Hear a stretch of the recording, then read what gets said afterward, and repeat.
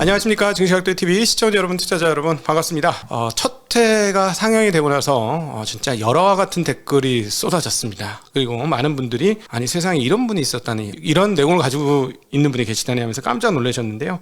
바로 이제 홍기빈 글로벌 정치경제연구소 소장님을 저희가 바로 여러분의 여러 같은 성원에 힘입어서 다시 모시게 되었습니다. 성원해 주셔서 대단히 감사하고요.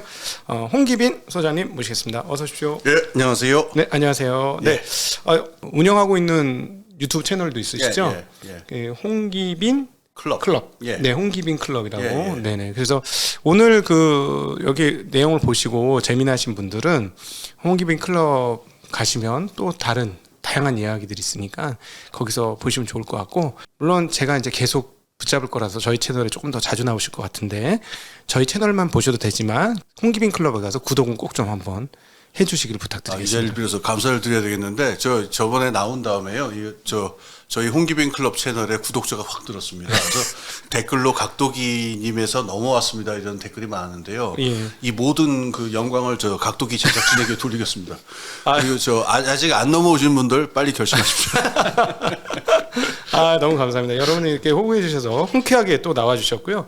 최근에 아주 재미난 일이 벌어졌습니다. 지난주 시진핑이 사우디 국가 연합이라고 표현해야 할까요? 거기 정상회담을 했습니다. 그러면서 발표한 뉴스, 석유 결제를 위안화로 하겠다라고 했습니다.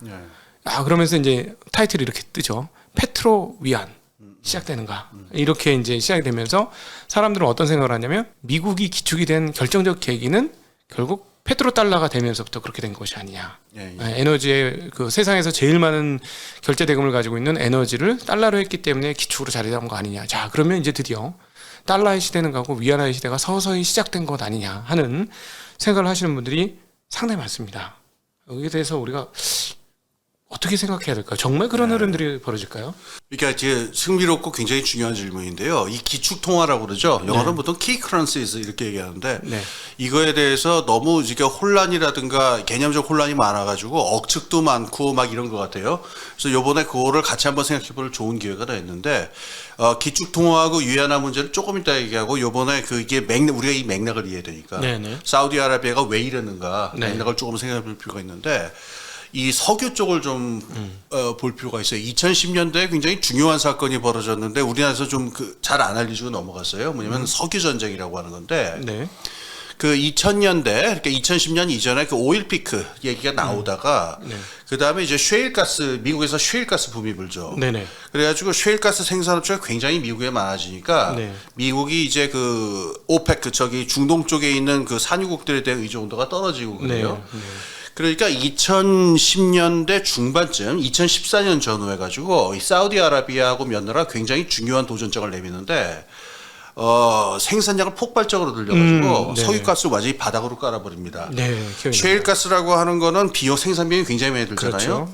근데 사우디 같은 데는 채굴 비용이 사우디하고 이란이 아마 제일 낮을 거예요. 그냥 푹 파면 나오는 곳이니까 여기서 석유값을 깔아버리면 미국의 셰일 업체들이 다 도산을 할 것이고 그래서 컷스롯, 이 목줄 큰 게 경쟁이라고 그러죠. 그걸 이제 시행을 했었는데 그래서 많이 망했습니다. 2010년대 후반에 망했지만은 완전히 망하지 않았어요. 그러니까 2010년대 후반, 그러니까 코로나 사태 직전이 되게 되면은 이 사우디나 이쪽이 미국에 대해서 굉장히 불만을 갖게 되고 불안하게 됩니다. 이제 미국은 우리 석유를 원하지 않을 것이고 미국 쪽에서는 막 배짱을 튕겨요. 너희들 자꾸 이렇게 말 안 들으면은 반독점 금지법을 그냥 너희들한테 적용해가지고 필요하면 너희들 관료까지 미국 법정에 세우겠다. 막 이런 법이 논의되고 그러니까 오페크 플러스라는 게 나와요. 그때 생긴 겁니까? 그때 생깁니다. 2010년대 말에 그러니까 그 셰일가스 전쟁을 전후해서 이게 밀리게 되니까 사우디나 이쪽이 멕시코하고 러시아를 끌어들여가지고 그 오페크 플러스라는 걸 만들어서 그 다음부터 이제 그게 코로나 국면이었어요. 그때가 이제 러시아랑 사우디가 합을 맞추던 때였는데 올해 10월에 그러니까는 그 러시아 저거에 대해서 왜 G7이 저거 한번 때리잖아요. 러시아 원유 가격 상한제라는 거 한번 때리거든요. 바로 지지난주죠. 그때 시작하게 됐는데 이게 러시아가 굉장히 격앙이 됐죠. 그래서 러시아가 사우디하고 연합을 해가지고 석유를 감산하겠다. 그래서 지금 원유 가격이 오른다라고 하는 얘기가 좀 나오잖아요. 내년에 뭐 $100, $140 간다는 얘기 나오는데. 그래서 지금 사우디 같은 경우에는 미국하고 굉장히 이게 석유, 셰일가스라든가 셰일 석유 이 문제로 해서 각을 세우고 여기에서 그 미국의 그 비동맹국들이죠. 네. 중국이나 러시아하고 협력을 강화하려고 하는 그게 있고 그래서 이번에 그 중국에 대해서 그 위안화 결제를 허락하는 과정이 그것만 있는 게 아니고 네. 그 중국이 한 40조 원 정도죠. 우리나라 네. 돈으로. 네. 그 정도를 38조 뭐 이렇게 얘기를 하는데 그걸 투자를 하겠다. 지금 사우디가 왜 얼마 전에 우리나라로 왔다 갔다 했잖아요. 네네네. 그래서 거기 세우는 그 도시 세우고 등등의 중국 업체들도 참여를 하고 40조 원 정도의 투자가 이루어질 테니까 이거에 대한 말하자면은 쌍무적인 어떤 그런 성격을 갖고 있는 건데 좋다 그럼 이제부터 위안화로 석유 대금을 결제를 하는 걸 허락하겠다. 근데 아직 분명히 드러나지는 않습니다만은 중국 쪽 소식에서 이제 전망하는 거 보면은 뭐 위안화 가지고 다 살 수 있다 이런 건 아니고 네. 그 사우디가 중국에다가 수출하는 그 물량이 있잖아요. 그렇죠. 그 한도 내에서 이제 위안화로 살 수 있는 거니까 이렇게 뭐 전면적인 건 아니다. 네. 요런 게 지금 맥락이에요. 그러니까 물물교환 정도 수준으로 봐야 되겠죠. 그러니까 이 투자하는 것도 다 그 달러화로 가치가 표시돼서 이루어질 테니까 뭐 네. 수합 같은 건 아닐 겁니다. 네. 그러니까 수수합이나 물물교환은 아니게 뭐 아주 그렇게 반대급부의 성격을 띠는 건 아니겠지만은 느슨하게 그러니까는 어떤 투자가 이루어지고 현물을 위안화로 결제하게 해주는 그런 게 느슨하게 연결돼 있다고 봐야 되겠죠. 네. 그리고 투자 부분에서 우리가 주목해야 될 건 화웨이 문제죠. 네. 화웨이를 갖다가 이제 미국이 제일 그 꺼려하는 그 업체인데 예. 이번에 화웨이가 사우디에 투자하는 것도 우리는 다 받아들이겠다라고 얘기했으니까 이런 어떤 지정학적인 그렇네요. 맥락을 좀 깔고 그 기축통화 얘기를 하는 게 좋을 것 같아요. 하웨이가 실전에서 저희가 보면은요. 예, 예. 5 통신하는 쪽 얘기를 들어보면 이미 5 통신 중계 영역에서 글로벌 넘버 원 수준의 기술력을 확보를 했습니다. 야, 그거는 제가 퀄컴 기술자로부터 직접 들었거든요. 그렇군요. 해보면 예. 더 잘 된다는 거예요. 다른 회사보다. 예. 그때 이제 말라 죽는다 뭐 이런 그 불길하고 좀 부정적인 그 전망도 있었는데 미국 철수. 그러니까 이제 미국이 이제 잡아 이렇게 냅두면 안 되니까. 예. 근데도 계속 성장을 했군요. 원래 잘했어요. 원래 잘해서 그거는 이제 제어해서 이제 망하게 하려고 하는데 지금 안 망하고 버티고 있는 거죠. 네, 그런 상황입니다. 네. 그러면 사실은 이번에 중국과 사우디의 일종의 협력은 예. 미국에 대한 그 반작용으로 이루어진 것이다. 그렇죠. 사우디가 그러니까는 미국에 대해서 어떤 분명히 지금 이렇게 원심력이 작동하고 있는 국면이에요. 지난 한 5, 6년 동안. 네. 그러니까는 이 과정에서 그 러시아라든가 중국과의 관계를 강화하고 있는데 그 맥락으로 봐야죠. 그러면은 이게 사우디만의 문제가 아니고 이번에 사우디뿐만 아니라 사우디 연합국 개념으로 여러 개의 국가가 같이 나왔다는 점을 감안해 보면 중국의 지정학이 그동안의 지정학과는 굉장히 다른 면을 예, 예. 보일 가능성이 크게 그럴 있네요. 가능성이 있습니다. 예. 예. 예. 그러니까 중동에서의 미국의 패권이 슬며시 사라지고 예. 중국은 어부지리로 그걸 얻고 싶어하는. 단순화시키면 그런데 좀 이따 제가 이제 기축통화 얘기하면서 말씀드리겠지만은 그림이 그렇게 단순하지는 않아요. 군사 안보 문제가 있고 네. 그다음에 이란하고 사우디의 그 그렇죠. 해묵은 갈등 문제가 있고 이렇기 네. 때문에 미국하고의 관계 설정이라는 게 그렇게 단순한 논리로 이루어지지는 않을 겁니다. 예, 기축 넘어가기 전에 그럼 그 점 하나 사실 정말 짚고 넘어가고 싶은데 안 그래도 그게 너무 궁금했는데요. 예. 이란하고 사우디는 순니 시아파 숙적이지 않습니까? 예, 예. 저는 이거는 이스라엘하고의 관계보다 훨씬 더 적대적인 관계라고 그렇죠. 생각이 들거든요. 예, 예. 그 문명권 안에서는 분명히 그렇죠. 예. 그렇다면은 지금 이란은 또 러시아하고 손을 잡고 있고 예, 예. 드론을 러시아에 판매하고 있고 예, 예. 이란이 예. 또 그리고 일부 전쟁 물자를 또 러시아에 지원하려고 하는 예. 상황이고 근데 중국은 또 러시아하고 손을 잡고 있고 예, 예. 근데 사우디는 또 중국하고 손을 잡고 있고 예, 예. 이란과의 그 관계에 있어서 아마 사우디는 이란을 군사적으로 압도할 만한 자신감은 없을 것 같고 예, 예. 그런데 중국하고 손을 잡았고 중국은 러시아하고 손을 잡았으면 예. 지금 말씀하신 대로 좀 이게 상황이 되게 예, 어지럽죠. 복잡해지거든요. 예, 예. 이거 어떻게 이해해야 예. 할까요? 그 사우디 같은 경우에 미국하고 선을 긋는 게 그 가능하지가 않은 게 군사 그 시설이라든가 이 저 방위 체계 전체가 미국하고 연결이 돼 있어요. 마치 한국처럼. 예. 네. 그동안 그 이스라엘 그러니까 이 안에서 그 미국과의 관계가 워낙 오래됐기 때문에 지금 여기서 그 사우디가 뭐 지금 미국하고 일단 어떤 기량작용을 합니다만은 그걸 뭐 한 큐에 청산을 한다 이런 건 좀 얘기하기 어렵죠. 네. 그리고 이란하고의 그 오랜 숙적 관계도 있고 네. 그다음에 그게 지금 이란이 가지고 있는 핵무기를 가지고 있다라고 하면 그게 위협하는 대상이 사우디가 될 수 있고 그러니까 그런데 지금 이 어지러운 상황을 어떻게 바라볼 거냐라고 하는 질문하셨는데 국제정치사를 좀 길게 보시면은 이게 오히려 자연스러운 상황이에요. 예, 이걸 말씀을 드릴게요. 지금 우리가 그 국제 상황을 볼 때게 얘는 청군이냐 홍군이냐 이렇게 그 운동할 때 청백전이나 뭐 청 이거 하듯이 이렇게 두 팀으로 정리하기 하는 거에 너무 익숙해져 있는데 네. 이건 냉전 시대에 벌어진 국제 정치의 특수 상황에서 파생된 거예요. 그 전에 그러니까 19세기 말 1차 대전이 벌어지기 전에는요. 이 비밀 동맹 외교라고 하는 게 국제적인 규범이었거든요. 네. 그러면 어떻게 되냐면은 A 나라, B 나라, C 나라가 있으면은 A하고 B가 비밀리에 동맹을 맺어서 야 C가 쳐들어오면 우리 같이 싸우자 이러고 네. 그다음에 B하고 C가 또 똑같은 동맹을 맺어서 A가 쳐들어오면 우리가 싸우자 이러고 그다음에 A하고 C가 또 똑같은 동맹을 맺어서 B 되고 네. 이러면 도대체 누가 누구에 대해서 동맹을 맺고 있는 건지 전혀 알 수가 없죠. 예, 없었죠. 예, 예, 예. 그게 19세기 외교에서는 그게 규범이었었어요. 네. 그래서 그게 어디가 어떻게 짝을 맺고 있었는지가 결국 나중에 물 밑으로 물 위로 확 드러난 게 그게 1차 대전이거든요.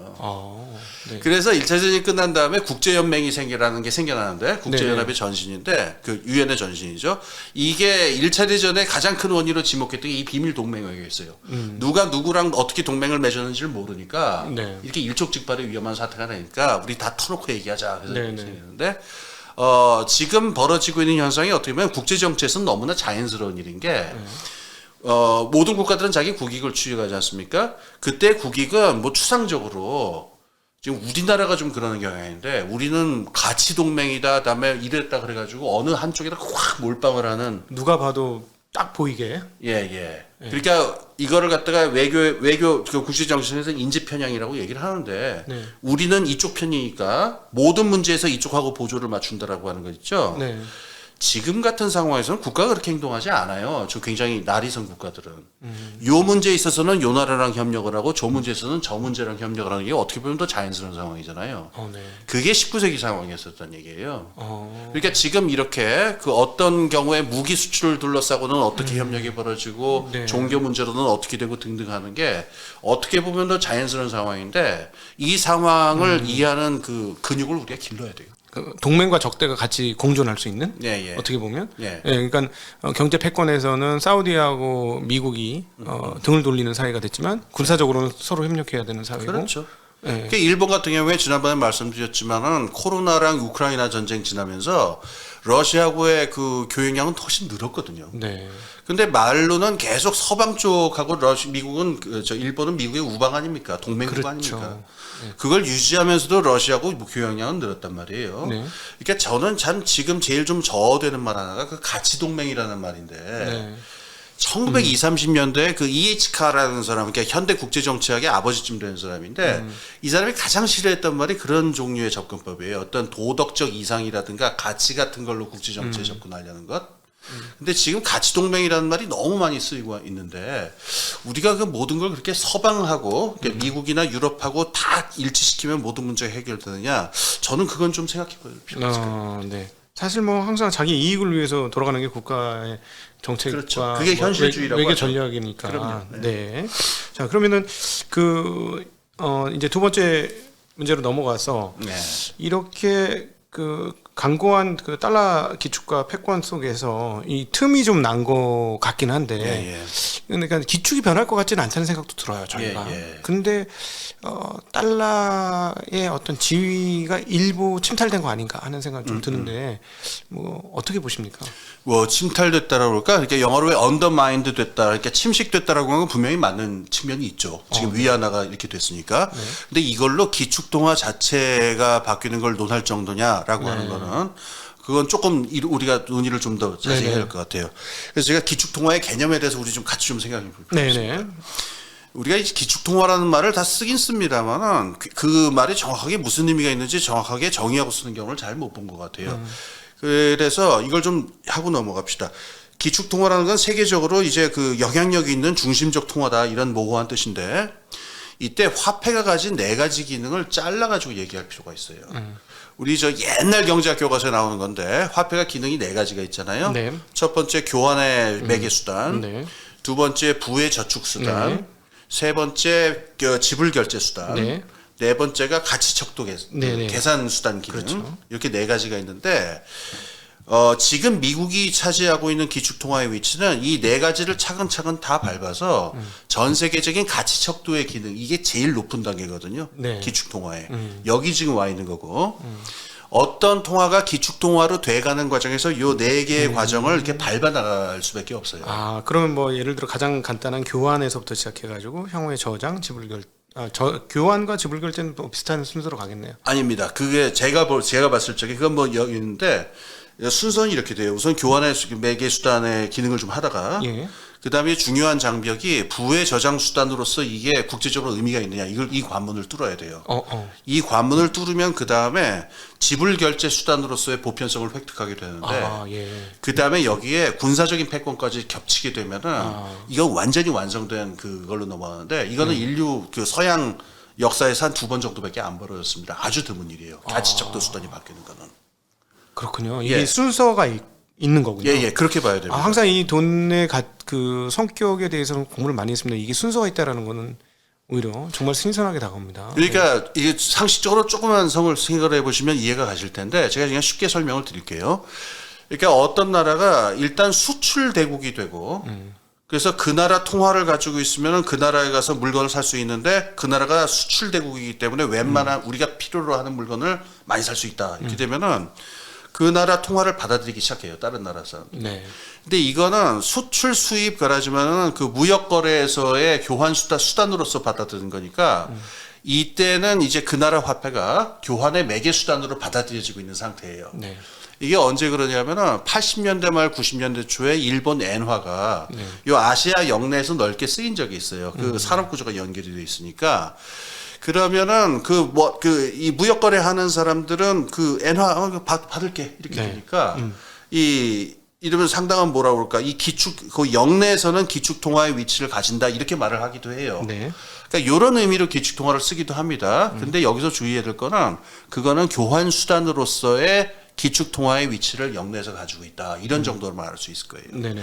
그게 그 중국의 위안화가 그러니까 제가 볼 때는 한 2000년대까지도 사실은 그 영향력이 있다 하더라도 뭐 중국산을 수입을 안 하는 나라는 거의 없으니까 네네. 모든 나라들이 위안화를 사용하긴 하는데 이걸 기축통화다라고 하는 그런 정도 협의에 그러니까 네. 제한된 의미였어요. 그 다음에 이제 부의 저축 수단으로 가려면요. 이거는 어떻게 되냐면은 각 나라의 그 외환 보유 화폐의 그 자리를 차지해야 되거든요. 예. 한국이 지금 달러를 들고 있고 뭐 금을 들고 있는 것처럼 금과 같은 성향을 가져야 된다는 말씀이시죠? 아까 말씀드린 이 교환의 매개 수단은요. 그 수입업자들 무역하는 사람들은 꼭 그 위안화가 필요할지 모르겠지만은 예. 딱 그거 무역 안 하는 사람들은 위안화를 들고 있을 이유가 뭐가 있어요. 그렇죠. 그러니까 위안화가 그걸 넘어서 단순한 교환의 매개 수단을 넘어서서 이게 부의 저장의 기능까지 갖고 있다는 걸 하려면은 그 위안화로 뭘 할 수 있느냐가 등장을 하게 되는데 이때 굉장히 중요한 기능을 하는 게 바로 석유예요. 왜냐면은 모든 산업 국가가 석유를 사용하지 않는 상황이라고 한 건 향후 100년간 상상할 수가 없으니까 원유를 살 수 있는 화폐라고 한다면 모든 나라들이 이건 원유의 가치로서 가치가 보장이 되는 거잖아요. 네. 그러니까 이 화폐를 갖다가 장기적으로 보유하려는 그 동기를 가지게 됩니다. 네. 그래서 원유를 갖다가 무슨 화폐로 살 수 있느냐라고 하는 게 굉장히 중요한데 전통적으로 달러였죠. 네네. 그 20세기 중반부터 지금은 유로화로 일부 결제가 되고요. 예. 유럽이 저걸 할 적에 러시아 쪽에서 나오는 원유는 지금 우크라이나 전쟁 이후에 루블화로 무조건 결제해라 지금 이걸 네. 요구하고 있고 요번에 그 위안화가 요번이 처음은 아닙니다. 지난 2020년에 이라크산 원유를 그 브리티시 페트롤리엄 있죠? BP라고 네네. 얘기하는 거. BP가 그거를 갖다가 그 이라크산 원유를 중국에 인도할 적에 300억 달러에 해당한 300억 위안을 갖다가 위안화로 결제를 받아요. 네. 그러니까 그때가 시작이라고 합니다. 그때가 페트로 위안의 시작이라고 하는데 이렇게 되면은 요 화폐를 가지고 있으면은 저 원유를 살 수 있다. 네. 이렇게 되면은 각 나라 중앙은행들이 그 나라 화폐를 자기들 외환 보유의 그 어떤 그 포트폴리오에 그 포함시킬 만한 충분한 동기가 됩니다. 네. 자, 요게 그러니까 외환 드래프는 이 나라 통화가 단순히 교환의 매개 수단으로 쓰일 뿐만 아니라 각 나라 중앙은행의 외환 보유 수단으로 다 그럼 부의 저장 수단이 되는 거죠. 네. 그 다음 단계가 이렇게 해서 부의 저장 수단이 된다라고 하면 그 다음에 지불 결제 수단으로 쓰이게 되는데 네. 이번에 우크라이나 전쟁 때 그 미국의 스위프트라고 하는 네. 뭐 아시죠? 국제은행들 결제 네. 시스템. 은행들 연합, 세계 은행들 연합의 그렇죠. 결제 시스템이죠. 그렇죠. 네, 네. 그러니까 아시다시피 지불 결제라고 하는 게 궁극적으로 이루어지려면 은행이 들어가야 되거든요. 그렇죠. 원래는 증권사는 한 그 CMA 될 때까지 안 되는 거였죠. 그렇죠. 제 기억에 10몇 년 전에 그래갖고 지불 결제권을 준다 만다 뭐 이런 게 있었는데. 네, 최근에나 겨우 저 달러를 갖게 되면서 일종의 지불 결제권을 가졌는데 예. 정통 은행맨들은 여전히 거기에 불만이 많습니다. 그렇죠. 아, 이건 예. 위험하다 이런 생각을 그렇죠. 하죠. 은행에 계신 분들은 지불 결제권 우리가 쥐고 있어야 된다고 네. 그러니까. 그런데 이 스위프트라고 하는 국제은행 결제망은 달러 베이스거든요. 그런데 이거에 대해서 지금 유로도 독자적인 지급 결제 시스템이 있어요. 인스텍스라고 하는 게 있습니다. 네네. 요게 나오게 된 게 또 석유랑 관련이 있는데 미국에서 그 왜 3년 4년 전인데 이란에 대한 경제 제재를 강화를 하다가 이란 원유를 아예 저거 사지 마라 이렇게 식으로 그냥 저걸 봉쇄를 해버렸거든요. 네네. 근데 유럽에 있는 나라들 특히 영국, 프랑스, 독일이 이 이란산 원유를 안 쓰면 우리가 살 수가 없다 그래가지고 네네. 이걸 우회하는 방법을 찾은 거예요. 스위프트를. 네네. 그래서 인스텍스라고 하는 유로화 베이스의 지급 결제 시스템을 만들었어요. 2019년에 아, 초에. 네. 그래가지고 요게 베이스가 돼서 요 인스텍스라고 하는데 가입돼 있는 나라들은 달러를 통하지 않고 여기서 바로 유로화로 그 원유를 그러니까 유로화가 지급 결제 수단으로 쓰이는 겁니다. 예, 요 예. 인스텍스 안에서는. 네.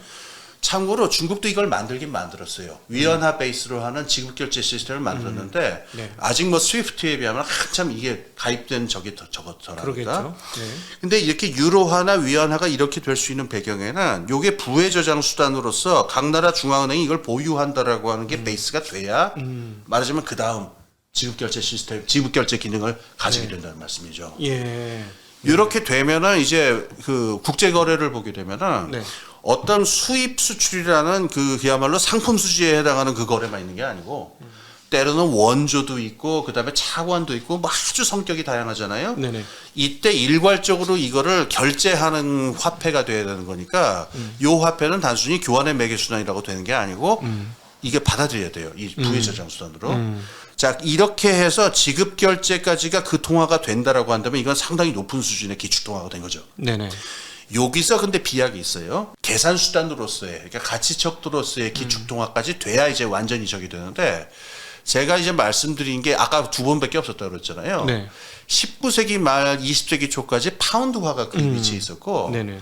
1930년대에 이제 완전히 다 세계 경제가 무너졌다가 2차 대전이 끝나고 나서 이제 달러화가 그 위치에 서게 되는데 이렇게 2번 정도밖에 없었어요. 이건 굉장히 어렵습니다. 그 전에는 없었군요. 인류 역사에서. 요 계산화폐에 대해서 재미난 얘기 하나 제가 말씀드릴게요. 예. 사람들이 이제 계산화폐 그러면 잘 감이 안 잡혀서 이렇게 헷갈리시는 분들 많은데 네. 파운드화라는 건 존재하지 않는다는 거 아세요? 처음 들어보세요, 이 말씀? 네, 처음 들어봅니다. 그죠? 네. 이게 1945년 이전 얘기입니다.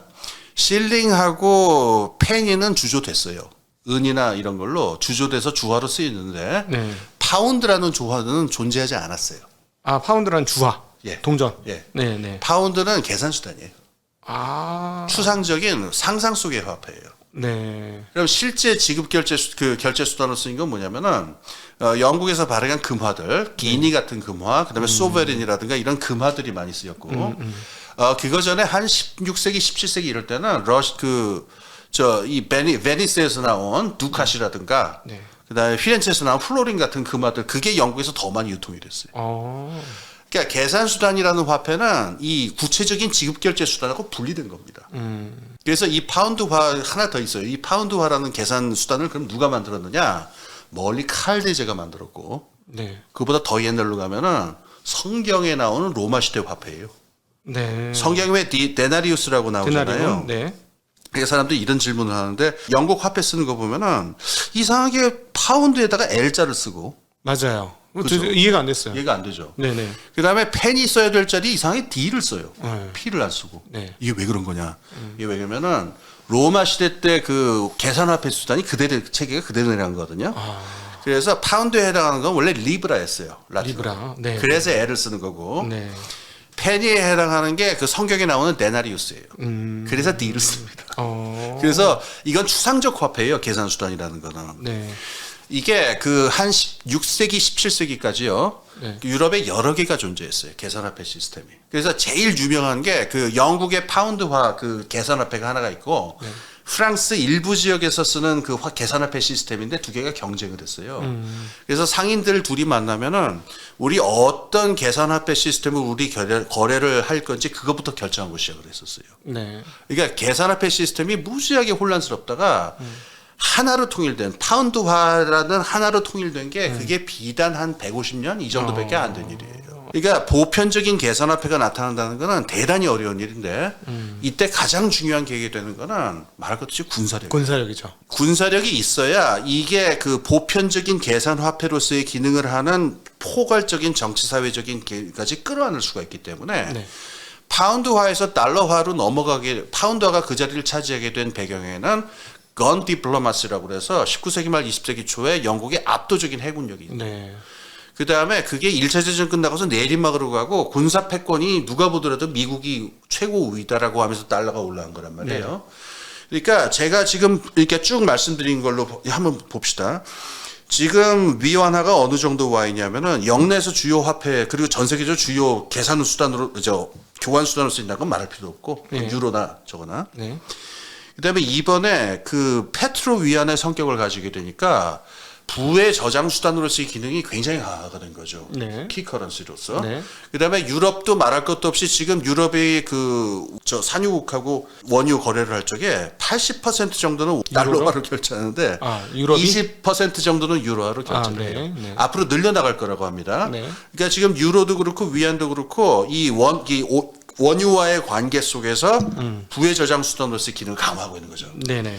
그 다음에 양쪽 다 그 스위프트라고 하는 것 말고 다른 지급결제 시스템을 지금 한 2, 3년 사이에 다 만들었습니다만은 네. 이게 어느 정도 보편적으로 쓰일지가 마지막 관건이 되는데 네. 이렇게 되면은 두 화폐가 부의 저장 수단으로서의 기능을 넘어서 지급결제 수단으로서도 어느 정도 키커런시, 기축통화로서의 네. 기능이 강화된다 이렇게 말할 수가 있겠죠. 네. 그런데 그래도 여기서 계산 수단으로서의 화폐를 그 달러를 대체하는 거는 뭐 넘사벽까지는 모르겠습니다만은 이건 요원한 일이다. 뭐 정확한 숫자는 아닙니다만은 지금 전 세계 군사 지출을 보면은 미국이 압도적이에요. 그렇죠. 네. 아마 그렇게 절반 정도가 미국일 거고 매년 그 지출되는 게 다른 나라 다 합쳐봐야 미국하고 똑같은 정도니까 전 세계적으로 다 군사적인 균형을 커버할 수 있을 정도가 돼야 이 계산화폐의 기축통화국이 되는 건데 이거는 중국이나 유럽이 이걸 꿈꿀 수 있는 단계냐? 이건 좀 그 생각에서 좀 벗어날 필요가 있겠죠. 네.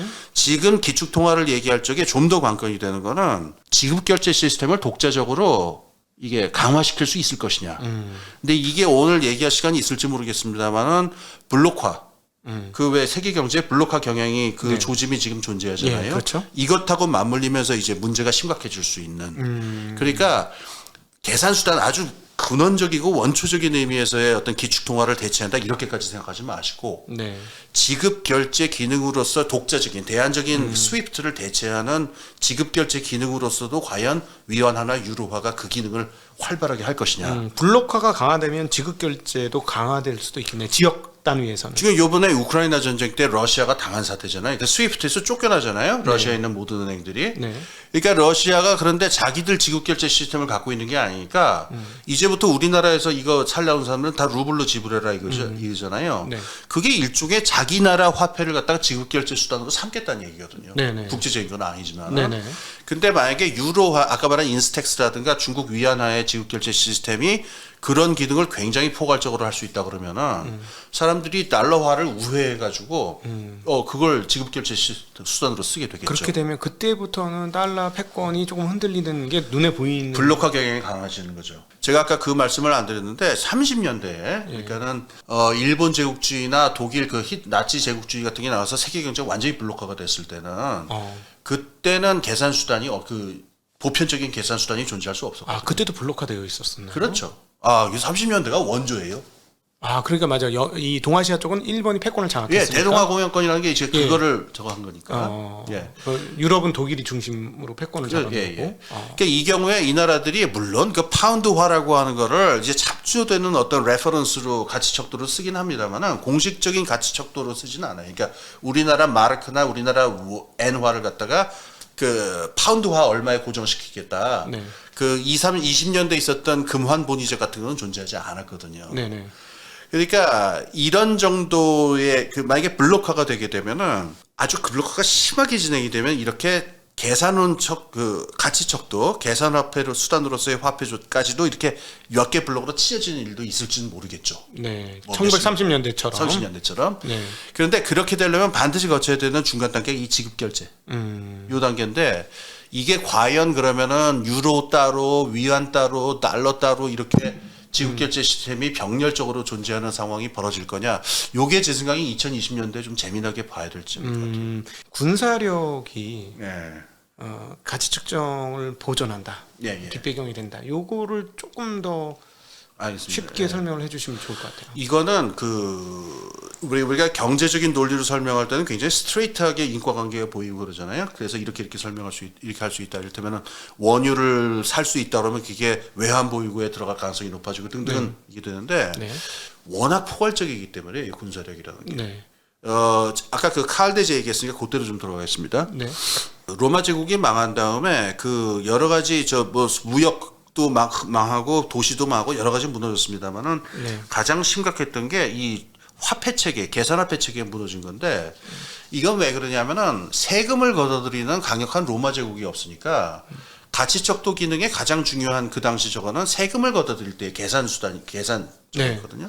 그러니까 정확하게는 카를 데제는 아니고 카를 데제 전에 그 뚱뚱보 마르텔이라고 하는 사람이 있는데 이 사람이 그러니까 그 전에 있었던 재상이었는데 이 사람이 이 가치척도 기능을 갖다로서의 파운드 시스템을 로마의 파운드 시스템을 재건하는 과정이 프랑크 제국의 그러니까는 이 프랑크 제국의 군사력이 전 유럽으로 확장되는 과정을 통해요. 그 매개가 되는 거는 세금이었어요. 군사력이 있으면 군사력은 뭘로 연결되면 세금을 내라. 아, 그렇지. 조세 징수 권력으로 강제할 수 있는 거죠. 그렇죠. 조세 징수 권력으로 당연히 안 따를 수가 없게 되고 세상에서 왜 이게 딴 건 다 피해도 장의사랑 그 세금 조세 징수는 못 피한다는 말이 있잖아요. 가장 무서운 권력이거든요. 조세 징수 권력이. 그러니까 내가 너의 안전을 보장할 테니 너는 거기에 대한 대가를 내라 하는 게 사실은 세금의 원천인 인간 거잖아요. 사회에서 가장 기본이 되는 권력의 그 인프라 같은 건데 여기에서 뭐가 가치가 매겨지느냐가 사실은 금융 시스템 전체의 다른 종류의 유동성이나 그 직권 신용의 가치 척도의 기반이 되거든요.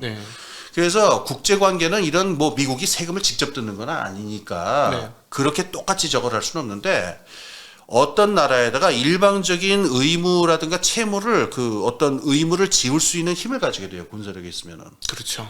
그러면은 가치 척도가 흔들릴 때도 가치 척도를 일정하게 유지할 수 있는 경제 외적인 수단을 동원할 수 있는 게 되고 그래서 군사력이 결국은 가치척도 계산 기능이 가장 중요한 거다라고 하는 요거는 경제적인 로직이 아니고 역사 사회학적인 그런 논리로 나오게 되는 얘기예요. 그러니까 힘이 기준인 거네요.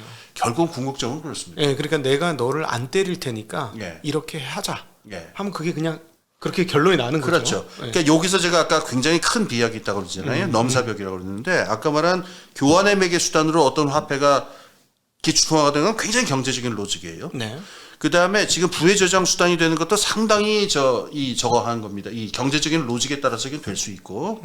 그 다음에 지급결제 시스템으로서의 화폐가 쓰인다. 이것도 상당히, 여기서부터 조금 지정하게 섞이기 시작하는데, 가치척도 기능으로서의 화폐까지 가려면 이건 굉장한 군사적인 힘과 어떤 경제 외적인 논리가 동원돼야 됩니다.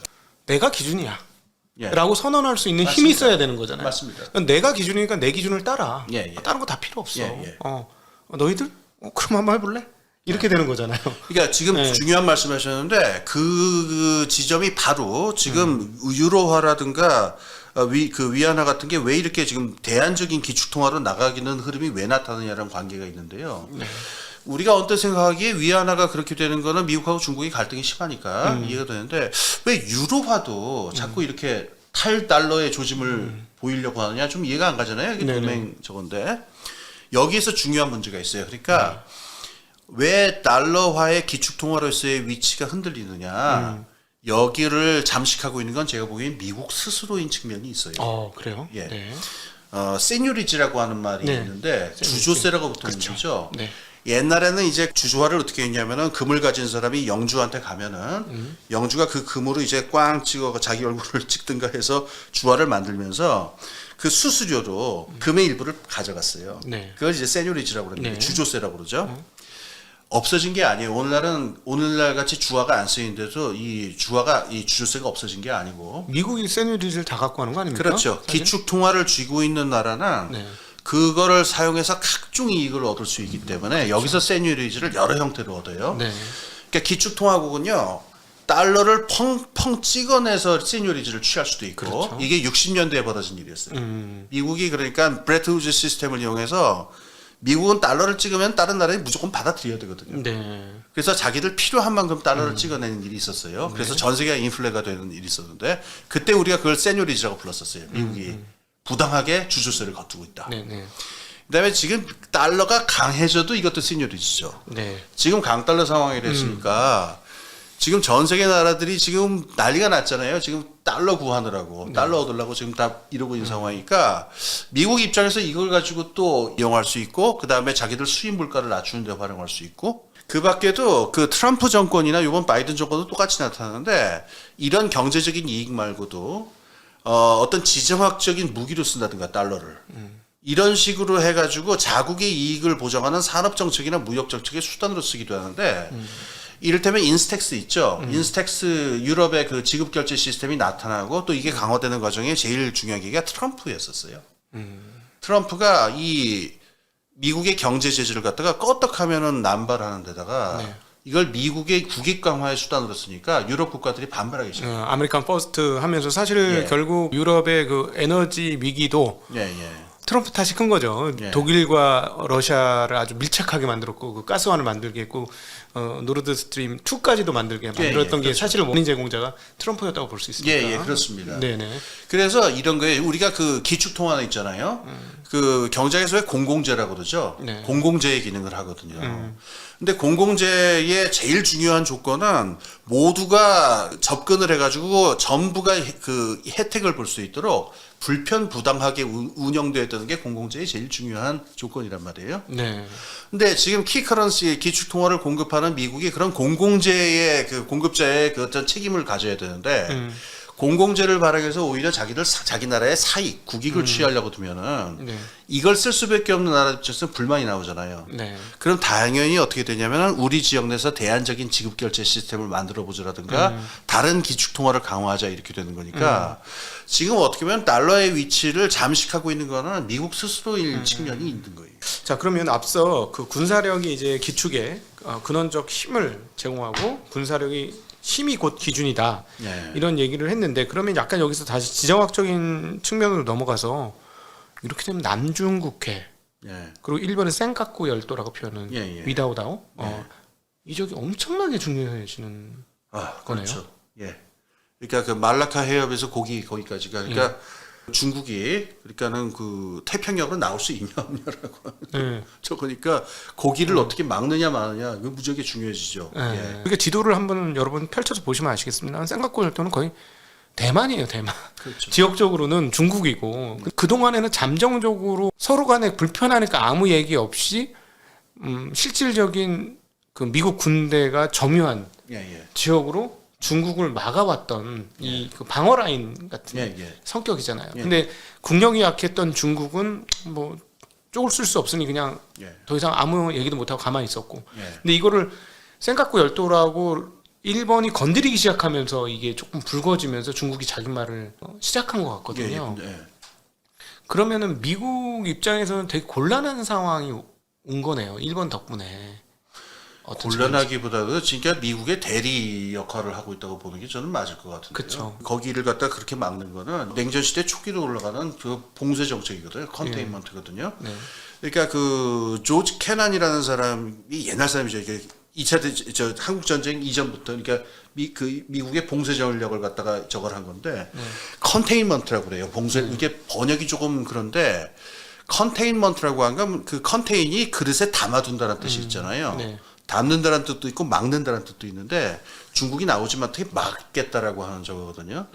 그러니까 여기서부터 쭉 나오는 거니까 이 중국이 태평양으로 나오는 거는 용납 못한다라고 하는 게 전통적인 미국의 냉전 이후에 그 미국의 지정학적인 입장이었으니까 여기서 만약에 양안 문제, 그러니까 대만 문제라든가 이렇게 해서 태평양 이 남태평양 부분, 이 남중국해 부분으로 가지고 중국이 만약에 해군 군사력으로서 등장하게 되면은 이거는 기존에 있었던 지난 한 70년 정도의 군사적인 질서에 대해서는 도전이 되는 거죠. 그러니까 보통 이럴 때 그 전통적인 국제 정치학 용어로 현상 타파가 있고 현상 유지가 있는데 현상 유지 입장에서 보면은 이거는 국제법이라든가 이거를 어기는 말도 안 되는 도발 행위다라고 볼 수밖에 없고 현상 타파를 원하는 쪽에서는 강대국이 강제해놓은 부당한 기득권에 우리는 정당한 우리의 권리를 요구하는 거다 이렇게 되는 거니까 그러니까 뭐 논리로 따지면 어느 쪽이 밀릴 수는 없어요. 네네. 근데 지금 대만 문제 지금 말씀하신 대로 대만 문제도 그렇고 생각구 열도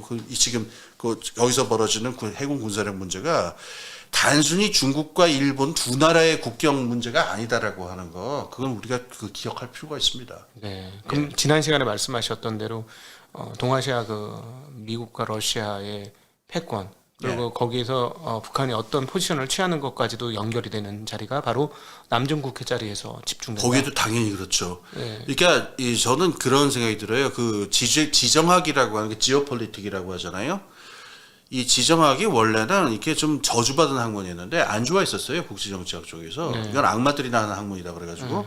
그리고 너무 공허하게 들리잖아요. 허황되게 들리잖아요. 막 지구 전체를 막 이렇게 놓고 그러니까. 근데 역사적에서 어떤 국면에서는 그런 지정학적인 얘기가 너무 허황되고 공허한 국면도 있는데 네. 어떤 국면이냐. 이게 전 세계의 지배 계급이 지금 빅픽처를 바꿔야 되는 수정해야 되는 아주 중장기적인 그 나라의 전략적인 목표를 수정하고 수립해야 되는 시점이 있거든요. 네. 이걸 구조변동기라고 그러는데 지금이 구조변동기가 아니면 언제겠어요. 네. 이럴 때는 각 나라가 취하는 그 구체적인 외교 전략하고 굉장히 큰 높은 차원에서의 지정학하고 네. 연결해서 볼 수 있는 해안이 좀 필요한 순간입니다. 그러면 이제 중국이 남중국 지금 대만을 건드렸다는 것 사실 자체가 사실 잠정적 보류 상황으로 유지하고 있다가 대만을 본격적으로 언급하게 되는 것은 그만큼 힘이 길러졌다라는 측면으로 봐도 되겠네요. 그렇죠. 그리고 이 시점에서 그냥 기우이고 좀 지나친 걱정일 수 있는데 TSMC라는 회사가 지금 미국으로 엄청나게 투자를 하잖아요.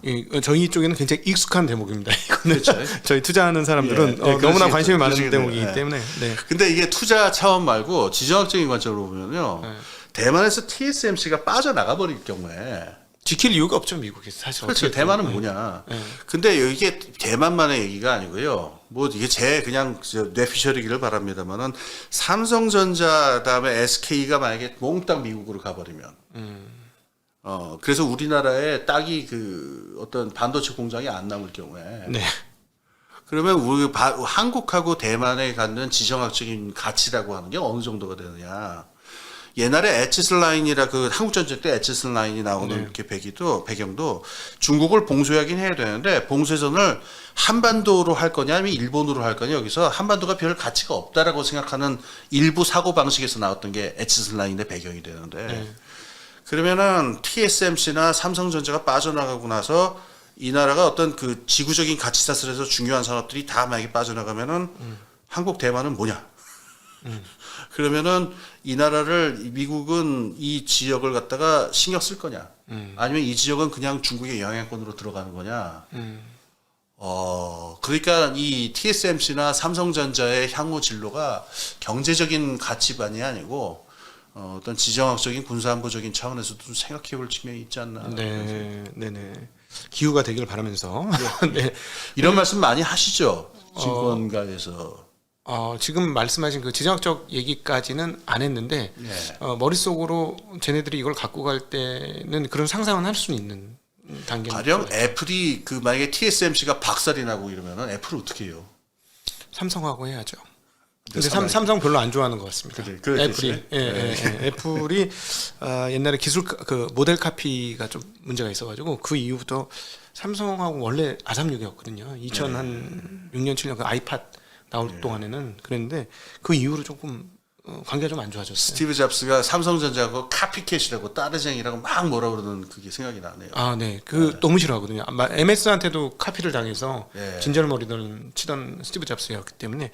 자, 그러면 여기서 잠깐 또 한번 돌아봐야 될 게 그 기술 패권이라는 게 사실은 인류 역사에서 이렇게 중요해진 적이 있었을까요? 물론 뭐 옛날에 도자기가 너무나 중요했다. 예. 도자기가 무역에서 가장 중요했기 때문에 그렇고 뭐 차문화가 중요했다. 그것도 기술이다. 뭐 이렇게 표현할 수는 있긴 하지만 지금 말씀하신 대로 대만 방어의 최전선이 TSMC 그리고 한국 방어의 최전선이 삼성전자로 일컬어질 수 있는 정도 수준까지 기술의 위치가 격상된 거지 않습니까? 예. 그러면 우리는 지금 이 상황에서 이 기술을 이렇게 지정학적으로 연결해서도 봐야 된다고 생각하시는 건가요? 예, 당연히 그렇죠. 그 배경이 있는데요. 비술 가지고 이게 전쟁이 벌어지는 거는 아마 그 석기 시대 때부터 할 거예요. 이거는 뭐 기록이 없으니까 확실한 건 아닌데 유럽의 경우에는 그 석기로 쓸 수 있는 제일 좋은 돌이 나오는 데가 그 스웨덴 남쪽에 있어요. 네. 근데 그때도 교육이 있었기 때문에 구석기 시대도 분명히 교육이 있었습니다. 그래갖고 거기 있는 돌을 누가 가져와서 어떻게 유통되느냐가 여기가 아마 분란이 벌어지는 씨앗이었을 것이다라는 추측들을 한다고 알고 있는데, 그러니까 뭐 기술은 항상 중요하죠. 그런데 최근에 와가지고 이게 문제는 반도체 때문에 그렇습니다. 제가 보기에는. 그러니까는 20세기 초에는 석유가 2차 대전이 벌어질 때 석유를 어느 지역이 차지하느냐가 제일 중요한 문제였었는데, 네.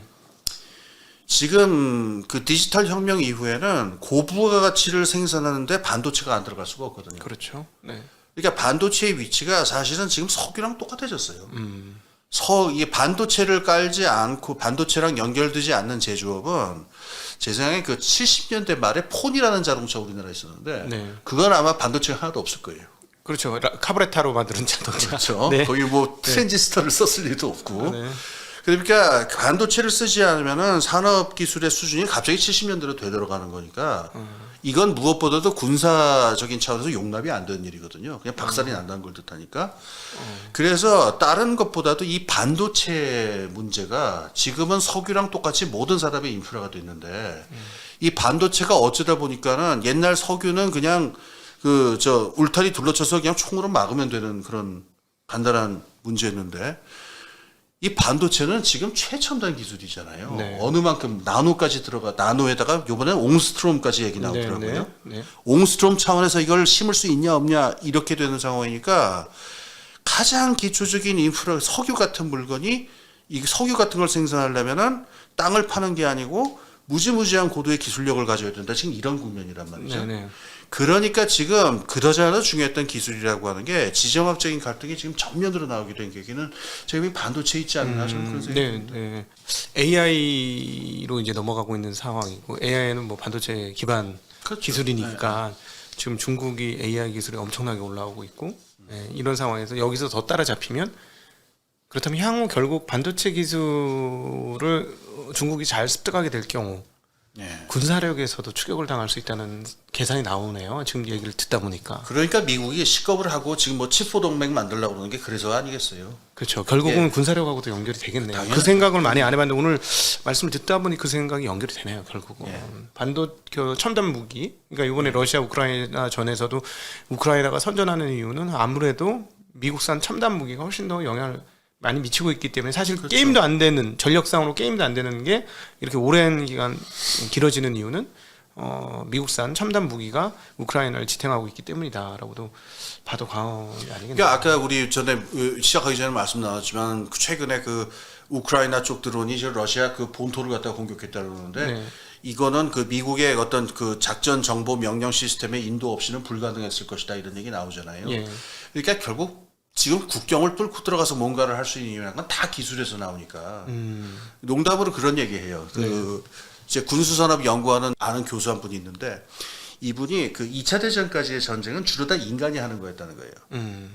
그런데 지금은 전쟁을 기계가 하는데 그게 무슨 결과를 가져왔냐면은 한 5, 60년대까지는 군비 지출이 늘어나면은 이게 경제를 폭발적으로 일으키는 효과를 가져왔다는 거예요. 네네. 이게 사람한테 투자해야 되고 의복이라든가 군수물자 뭐 이런 걸로 해야 되니까. 네. 그래서 경제적 유발 효과가 엄청났고 그다음에 그 GDP에 막 어마어마한 부분을 여기 쏟아야 되는데 이게 기술 위주로 되니까 기계만 그 하이테크 기술만 굉장히 발전하고 경제가 살아나는 기계 사라졌다. 그래서 미국 경제가 한 50년대까지는 밀리터리 케인즈주의라는 말이 있었거든요. 군사 네. 케인즈주의. 네. 군비 지출을 통해서 경기 부양을 한다. 이게 이제 안 통하는 세상이 됐다 이런 얘기를 해요. 저도 그 생각이 좀 들었었는데 전투기 한 대를 만들 걸로 예. 전투기의 역할을 할 수 있는 드론 전투기를 도대체 몇 대를 만들 수 있을까? 그러니까요. 그리고 전투기 조종사 한 명 키우는데 수십억의 돈이 드는데 예. 그 돈이면 드론을 몇 개 만들 수 있을까? 그러니까 인력 대체가 벌어진 거죠. 예. 그리고 실내에서 다 조종을 하면 예. 전투기 여러 개를 한 사람이 우리 뭐 요즘 게이머 대단한 사람들 보면 그 저 워크래프트 조종하는 거 보면 어마무시하게 많이 조종하는데 그렇죠. 그런 사람들이 생기게 되면 드론을 여러 대를 한두 예. 사람이 실력 있는 사람이 예. 조종을 하게 되면은 아 진짜 게임이 워게임이 실제가 되네요. 그 제가 말한 그 교수는 이게 막스주의 경제학 공부한 사람인데 그 사람이 이제 막스 경제학 개념을 이렇게 설명을 해요. 거기 막스 자본에 보면은 자본의 유기적 구성이라는 게 나오거든요. 그러니까 한 사람의 노동자당 어느 정도의 기계량을 다루고 있느냐라고 하는. 네. 그러니까 기계 혹은 자본 기계라는 의미에서의 자본하고 노동자의 결합 비율을 말하는데 네. 이 유기적 구성이 높으면 높을수록 한 사람의 노동자가 어마어마한 양의 자본을 다루게 되거든요. 네. 근데 자본주의가 발전하면 발전할수록 이렇게 갈 것이라는 게 막스의 예언이었는데 딴 데는 몰라도 군수산업은 완벽하게 그렇게 됐다. 자본의 유직 구성이 너무 높아져가지고 네. 그러니까 지금 사람이 어느 정도 필요를 하는지 모르겠다. 이 전쟁에서. 앞으로 더 그렇게 됐고 제가 작년인가 읽었던 흥미로운 책이 있는데 그 완전히 전쟁에서 군대에서 사람이 완전히 자취를 감추게 되는 날도 올 수 있다는 그런 책이 있었어요. 네. Empty Army였나 제목이 지금 정확하게 생각이 안 나는데. 그러겠네요. 이게 뭐 사람에서 이슈가 되느니 예, 예. 마지막 육군 점령하는 인원 외에 예, 예. 육군 인원 외에 나머지는 뭐 예를 들어 탱크도 사람이 들어갈 이유가 전혀 없잖아요. 예, 예. 원격으로 다 된다면. 예, 맞습니다. 예. 이렇게 되는데 결정적인 사회 정치적인 요소가 있었는데 미국에서 지금 말한 그 군인에서 그 기계로 넘어가는 결정적인가 베트남 전쟁이었어요. 그러니까 베트남 전쟁이 그 미국의 그 징병 시스템이라는 게 외적이 쳐들어올 때는 사람들이 징병에 그래도 응해요. 우리 조국을 지켜야 되니까. 네네. 근데 다른 나라의 침략 전쟁이라고 생각되는 베트남 전쟁을 위해서 우리가 징병이 돼서 목숨을 걸어야 될 이유가 뭐냐? 이게 굉장히 강했거든요. 네. 그러니까 이 단순히 경제적인 좁은 의미의 돈 계산뿐만 아니고 네. 징병제를 유지하고 군인들이 실제로 나가서 전쟁터에서 죽게 되면은 이게 초래하는 정치 사회적인 비용은 어마어마합니다. 그 계산하기도 힘들어요. 네. 그러니까 이거를 갖다가 드론으로 대체한다라고 하면은 경제적으로도 이익이 될지 모르겠지만은 정치 사회적으로 전쟁을 아주 쉽게 정당화하는 데 있어 갖고 전쟁에 대한 저항이 확 줄어버립니다. 사회적으로. 그럼 전쟁이 앞으로 더 많이 날 수 있는. 쉽게 벌어질 수 있어요. 지금 워크래프트 얘기하셨잖아요. 지금 많은 사람들이 전쟁을 무슨 게임쯤으로 알아요. 그렇지. 게임으로 매일 전쟁을 하고 있는 사람들이 매일같이 하루에도 몇 번씩 하는 사람들이 예, 있으니. 예. 그래서 그 전쟁이 게임화되는 양상이 최초로 나타났던 현상이 그 걸프전 91년에 그 아버지 부시 대통령이 있었던 걸프전이 있었죠. 이게 매일매일 텔레비에 CNN으로 보도가 되면서 이게 전쟁이 일종의 게임 같은 양상이 되는데 이게 가지고 있는 굉장히 무시무시한 일은 실제 사람이 나가서 휴먼 커스트가 나가면서 전쟁이 벌어지면 사회 정치적으로 압력이 들어와요. 전쟁 그만하자. 네네네. 근데 전쟁을 드론이 하고 기계가 하게 되면은 반전 여론이라고 하는 게 그다지 세지지가 않아요. 그러면 지배계층 입장에서는 훨씬 자유롭게 다종다기한 전쟁을 수행할 수 있는 조건이 무르익게 됩니다. 아 갑자기 한나 아렌트가 얘기한 네. 악의 보편성이라고 해야 되나요? 이게 지금 악의 보편성이 보편화되는 상황이 벌어질 것 같아서 좀 끔찍하네요. 그 걸프전이 있었을 적에 나왔었던 그 유명한 농담이 있는데 그 비행기 조종사들이 아침에 출근해서 한탕 조지고 돌아와서 부인이랑 집에서 저녁 먹고 이게 전쟁의 일상이거든요. 악의 보편성까지는 모르겠고 이거는 우리가 생각해 볼 필요가 있어요. 그 사람들이 지금 문명이 발전하고 이러면서 전쟁 가능성은 낮아지지 않았냐 이렇게 생각하는 사람들이 굉장히 많아요. 그렇죠. 최근에 또 평화의 시대였고 굉장히 장기가 그렇게 되는데 가만히 생각해 보시면 역사적으로 전쟁을 가로막고 평화를 가져오는 제일 중요한 동력은 지나친 휴먼 커스트에 대한 사회적 반발이었거든요. 사람이 죽으니까 전쟁이 나면 예. 우리 아들이 나가서 죽어야 되니까. 근데 전쟁을 기계가 수행을 하게 되면은 눈에 안 보이는 차원에서 게임처럼 벌어지는 전쟁에 대해서는 사회가 인지하지조차 못할 수가 있어요. 그러겠다. 그렇기 때문에 전쟁의 종류와 규모가 굉장히 다변화되면서 오히려 전체적으로 보면 전쟁의 총량은 늘어날 수 있어요.